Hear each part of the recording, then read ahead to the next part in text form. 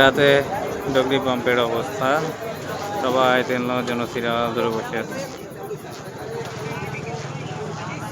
আমাদের দেশে তেলের সংকট নেই, আমাদের দেশের অকটেন পেট্রোলের টোটাল 50% আমাদের নিজস্ব তেল দিয়েই চাহিদা মেটায়, কিন্তু তারপরও এরকম কেন ক্রাইসিস হবে সেটাই বুঝে আসে না।